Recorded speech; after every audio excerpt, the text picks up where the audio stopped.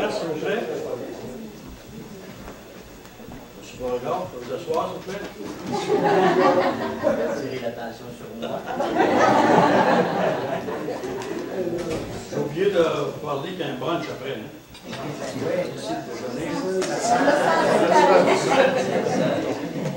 Avant d'entendre notre frère Fernand, on va se trouver, on va faire une prière.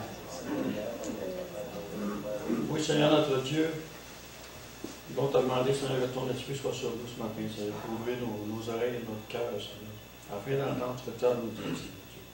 Bénis ce frère qui nous apporte cette parole et le restant de la journée et lors de son retour, Seigneur Dieu. Merci pour ce frère. Amen. Amen.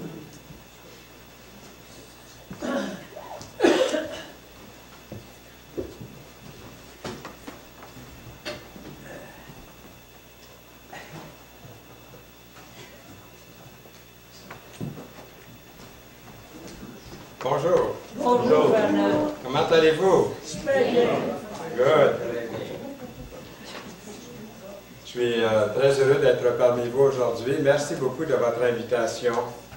Toujours un plaisir de revenir ici à Granby, à l'Assemblée chrétienne.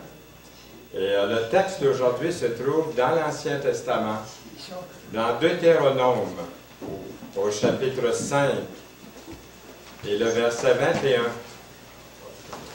J'ai intitulé le message d'aujourd'hui « Péché avec conséquences graves ». Alors, péché, P-E-C-H-E-S.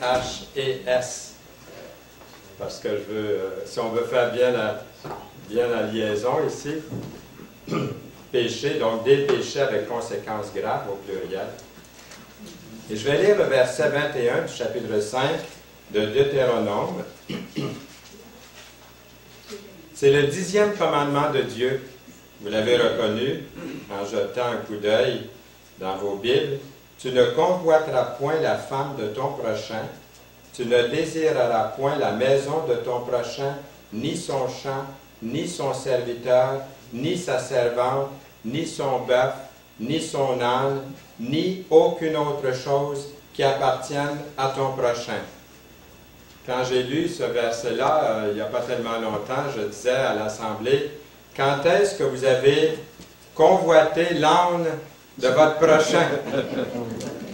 Il n'y en avait pas beaucoup. Mais j'avais décidé de dire ça plutôt que de dire quand est-ce que c'est que vous avez convoité le bœuf de votre prochain? Parce qu'une dame chez qui j'étais invité, le monsieur et dame chez qui j'étais invité à dîner, elle s'est tournée vers son mari et elle a dit « Je convoite le bœuf dans l'assiette de mon voisin. » Donc, c'est possible de convoiter le bœuf aujourd'hui encore, en 2008-2009, le bœuf de son prochain. Mais l'âne, c'est peut-être un peu plus lent. Regardez pas votre voisin, là. Mais je veux qu'on prenne ce verset-là très, très au sérieux. Je le dis comme ça parce que c'est tellement négatif quand on lit le verset, le 10e. Mais ça paraît, le 10e commandement de Dieu peut paraître, en tout cas apparu à mes propres yeux, souvent, au cours des années, comme le moindre des commandements de Dieu. Parce que je me disais, bon, avec ce commandement-là, je suis pas mal OK, là. Mais vous allez voir qu'à mesure les minutes que nous avons à notre disposition, comment le Seigneur, comment Dieu peut vous parler, et comme il me parle à moi par ce verset.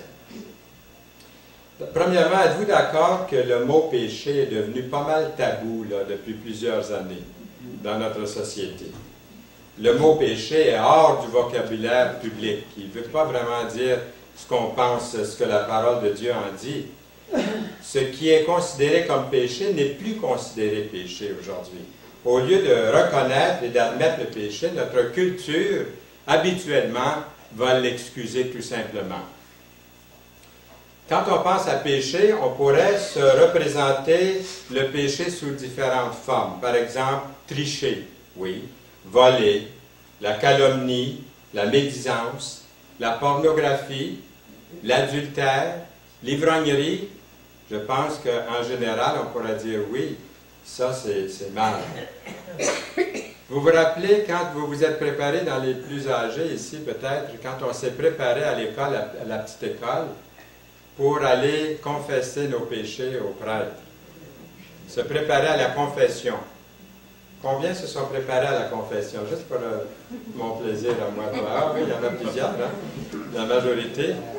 Quand moi, je me suis préparé comme vous à la confession, et puis je suis allé au confessionnal, et puis j'étais toujours taquiné un peu par les pénitences qu'on me donnait.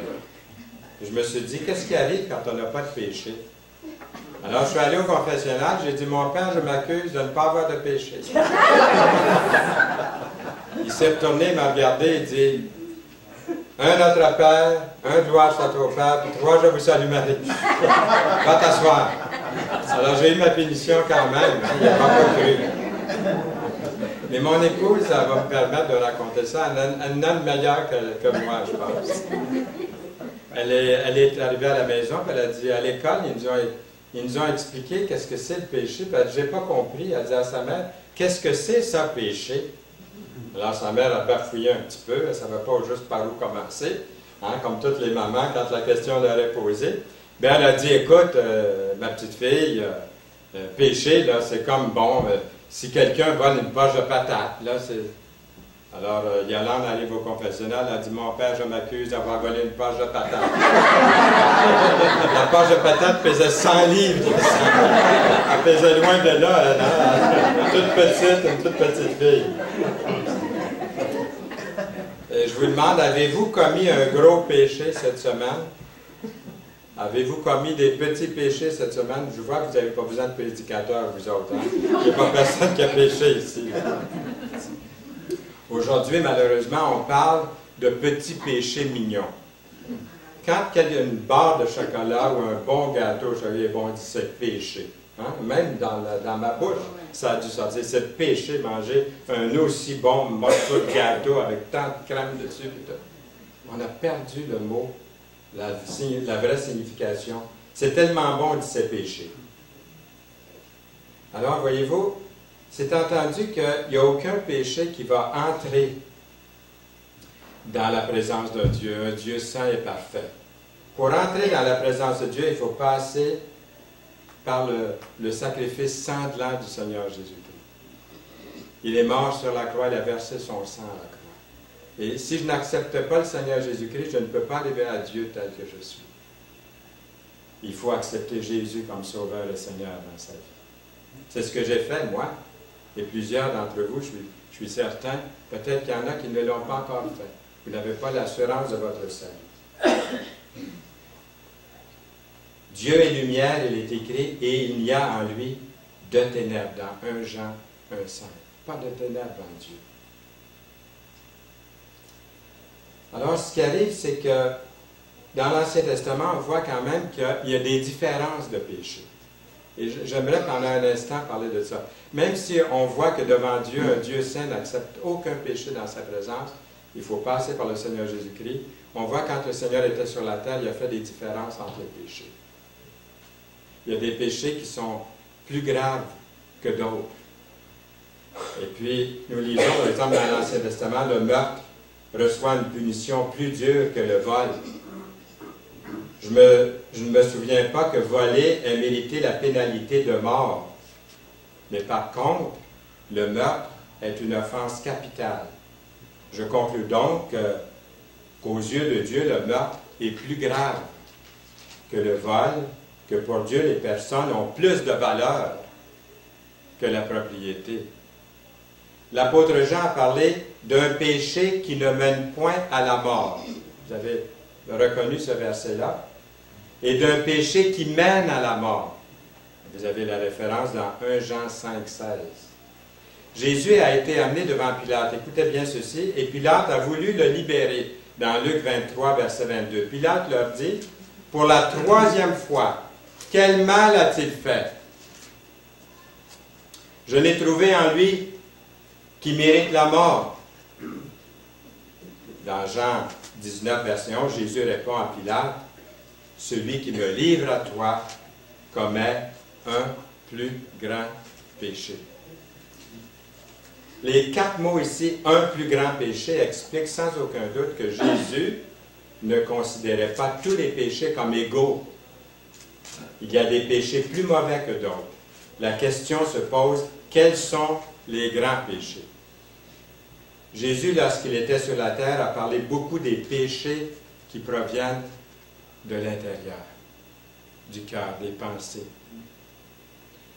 Vous conviendrez avec moi que Jésus a été davantage exaspéré par les péchés des pharisiens, leur hypocrisie, par exemple.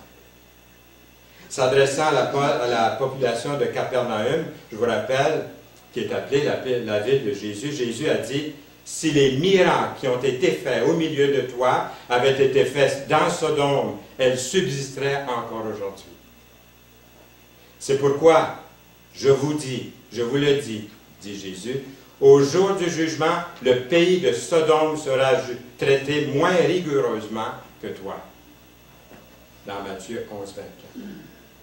Les citoyens de Capernaum ont rejeté le ministère de Jésus et ont refusé de se repentir, comme la grande majorité des gens dans notre monde aujourd'hui.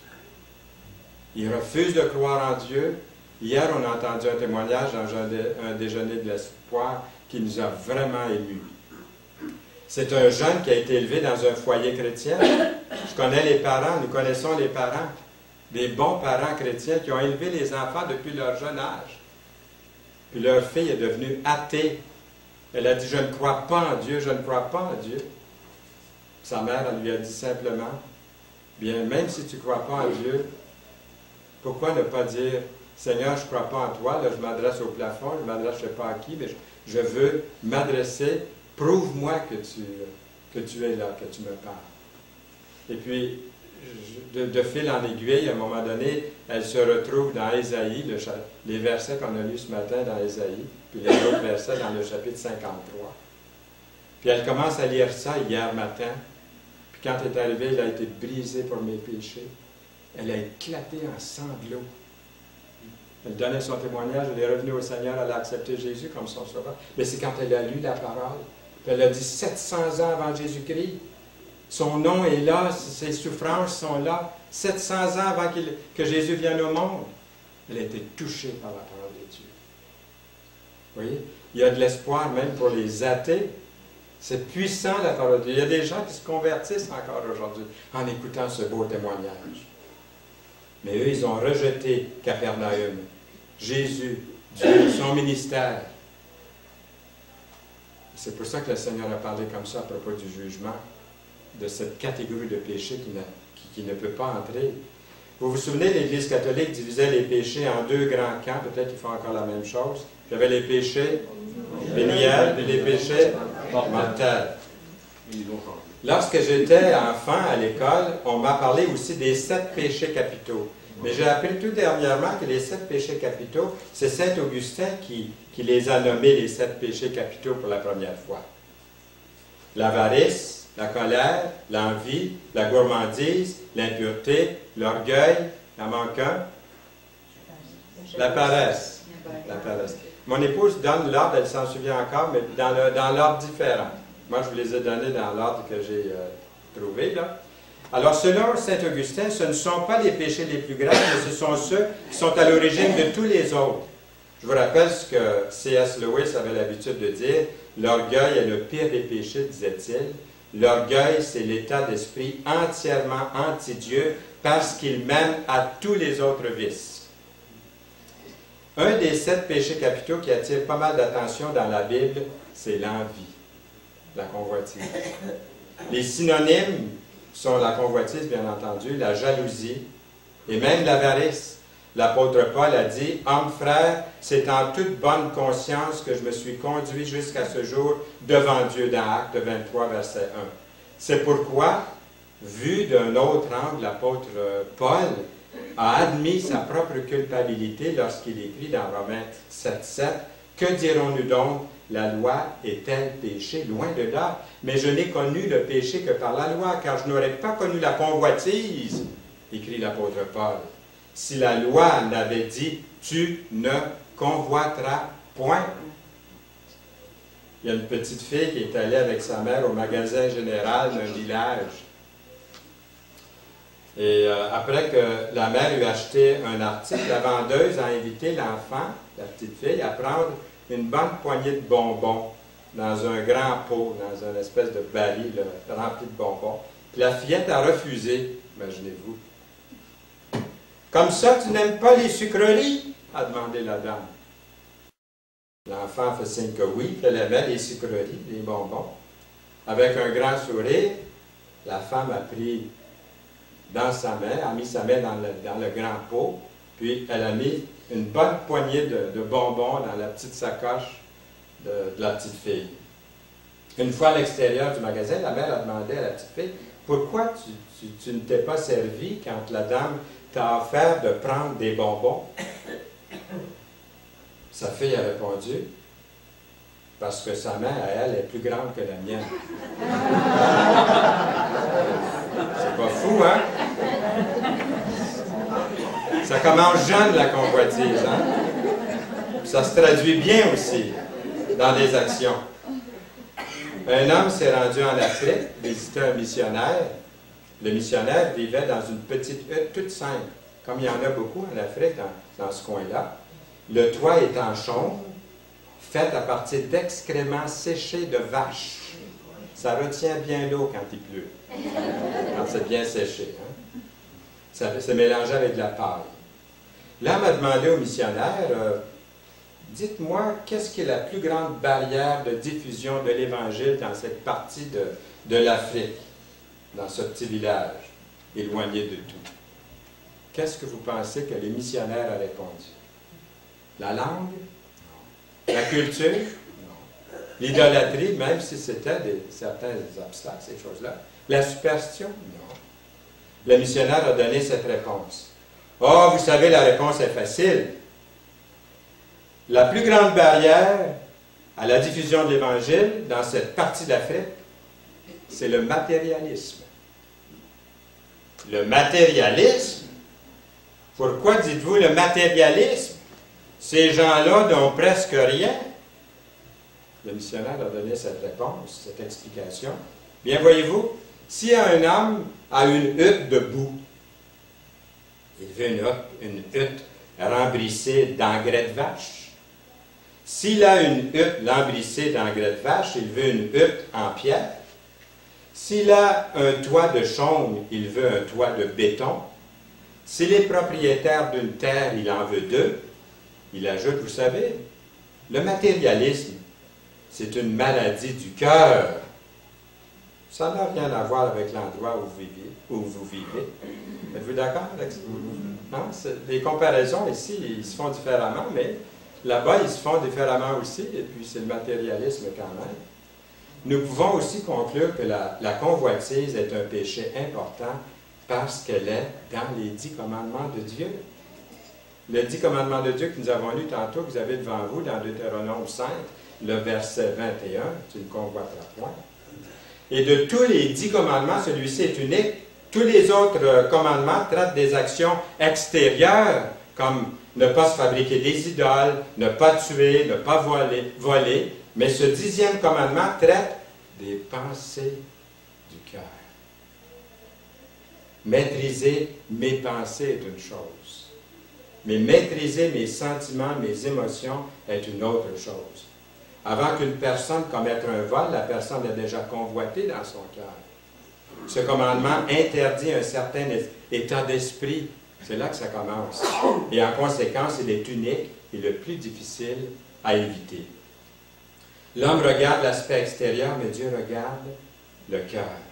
L'Éternel ne considère pas ce que l'homme considère. L'homme regarde à ce qui frappe les yeux, mais l'Éternel regarde au cœur. 1 Samuel 16, verset 7. Ces commandements que je te donne aujourd'hui seront dans ton cœur. Deutéronome 6, versets 5 et 6. Pensez à quelques histoires de la Bible qui vous parlent du péché de convoitise. Au tout début de la création, le tout premier péché, Adam et Ève ont désiré le fruit défendu. Qu'est-ce qu'ils ont fait? Ils en ont mangé. Jacob a convoité le droit d'aînesse de son frère Ésaü, vous connaissez l'histoire. David a convoité Bathsheba, l'épouse d'un autre. Jacques et Jean, les apôtres, Jacques et Jean, ont voulu les meilleurs sièges dans le royaume de Dieu. Puis leur mère prenait pour eux autres. Elle essayait d'arranger une combine avec le Seigneur. Des apôtres! Judas a voulu 30 pièces d'argent. Et dans tous les livres de la Bible, nous trouvons des hommes et des femmes brisant le 10e commandement de Dieu. La convoitise est un péché universel. Elle est dominante. Nous la trouvons dans mon cœur, en nous-mêmes, dans notre communauté et malheureusement, même dans l'Église. On peut être surpris d'être en train de convoiter quelque chose qui appartient à quelqu'un d'autre, comme sa voiture, sa maison, son argent, ses talents, son apparence, sa femme, son mari. Il y a 2 garçons qui pleuraient à chaudes larmes. Le père les tenait par la main, chacun de leur côté. Un des 2 garçons avait des bonbons, puis l'autre n'en avait pas.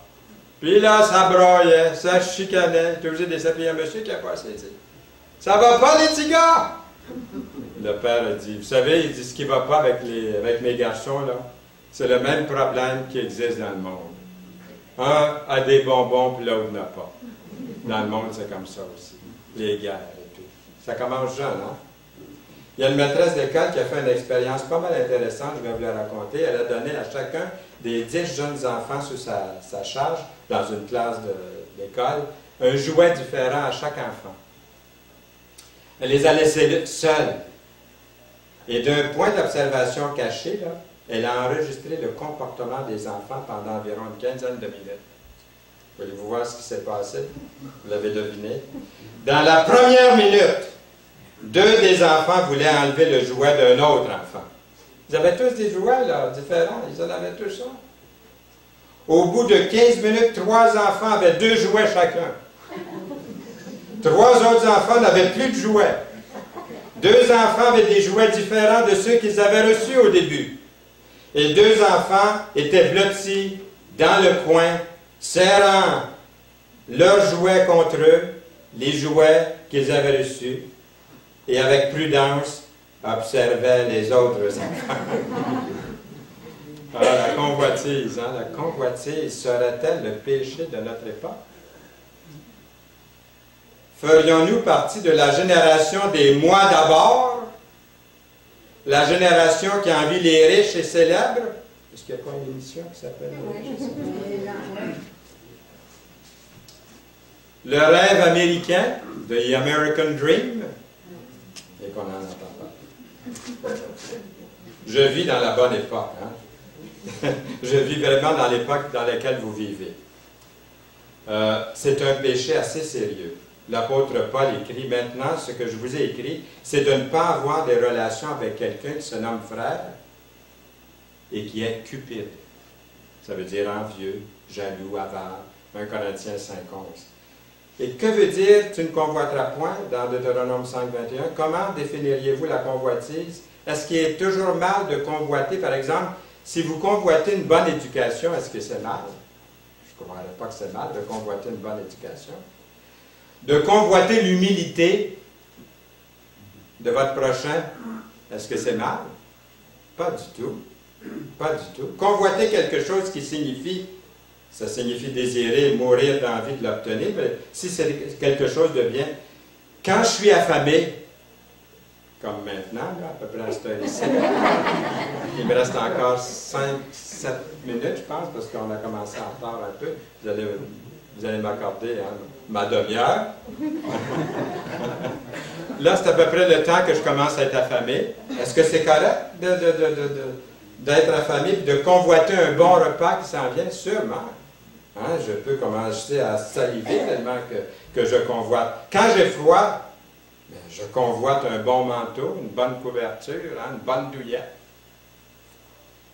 Convoiter, désirer les vertus morales. Est-ce que je peux convoiter? Certainement, je peux convoiter les vertus morales. Puis le fruit de l'esprit de Galates 5, 22, certainement, ça c'est correct. Le mot convoiter est employé réellement d'une façon positive dans les Écritures, comme aspirer aux dons les meilleurs. Dans 1 Corinthiens 12, 31, dans la version Asterval, c'est marqué « Désirez avec ardeur les dons les meilleurs ». Et 2 chapitres plus loin, l'apôtre Paul écrit « Aspirez aux dons de prophétie » dans 1 Corinthiens 14, 39. Dans l'Ancien Testament, le psalmiste affirme que les commandements du Seigneur doivent être désirés. La loi de l'Éternel est parfaite, elle restaure l'âme. Psaume 19, verset 7. Et en parlant des jugements de l'Éternel, il dit « Ils sont plus précieux que l'or, que beaucoup d'or. Ils sont plus doux que le miel, que celui qui coule des rayons » dans le psaume 19, verset 10. Alors, qu'est-ce que Dieu a voulu dire quand il dit « Tu ne convoiteras point » Laissez-moi vous donner trois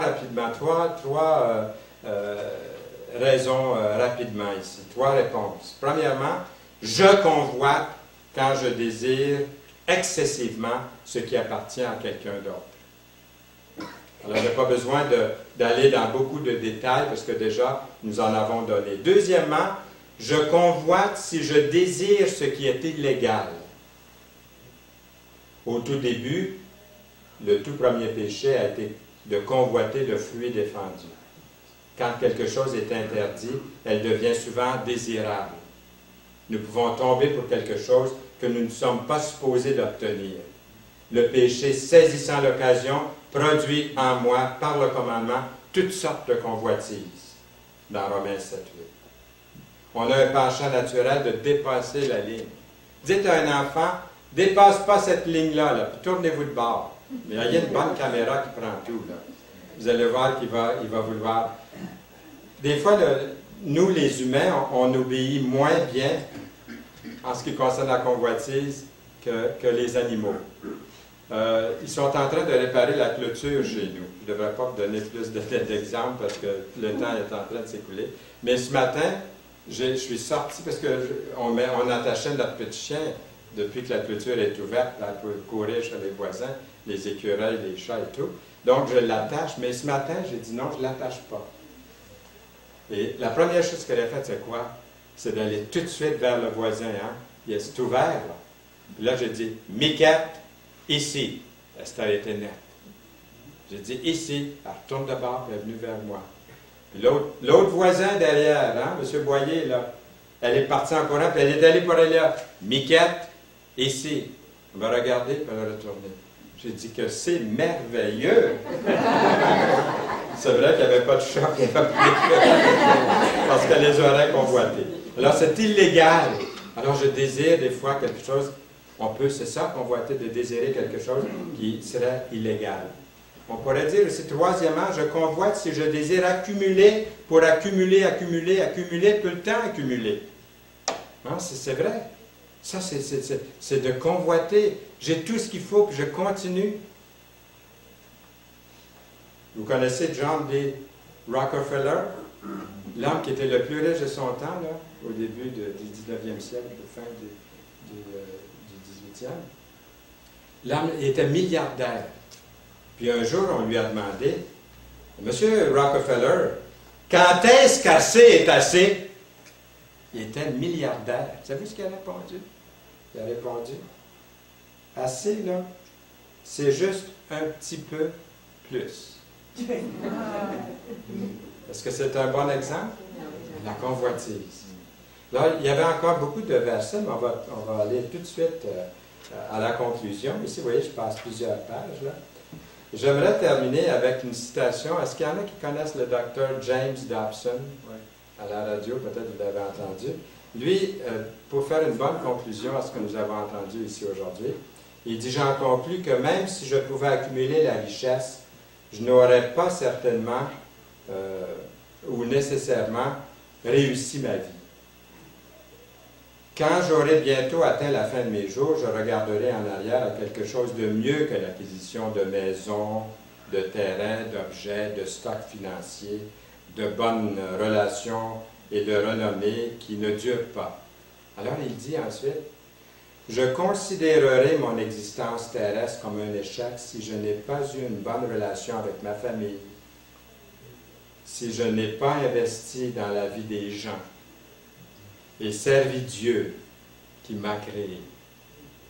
Rien d'autre n'aura d'importance et rien d'autre n'aura certainement été digne de mon dévouement. Et qu'en dites-vous vous-même aujourd'hui? Le Seigneur, Dieu a donné son Fils comme le don le plus précieux. C'est ce qu'il faut convoiter pour avoir la vie éternelle. Jésus, et nous chrétiens, Jésus comme Seigneur, marcher pour lui, vivre pour lui, se donner pour lui. Et ça implique beaucoup, n'est-ce pas? Mais avec son aide, avec son esprit. Amen. Amen. Seigneur, nous voulons te remercier pour ta parole qui nous parle. Et Seigneur, nous voulons te louer et nous te remercions pour ta bénédiction sur nous que tu veux répandre en abondance. Au nom précieux de Jésus. Amen.